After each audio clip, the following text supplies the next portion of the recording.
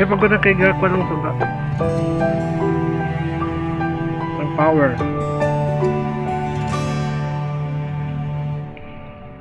Isip po pa doon eh.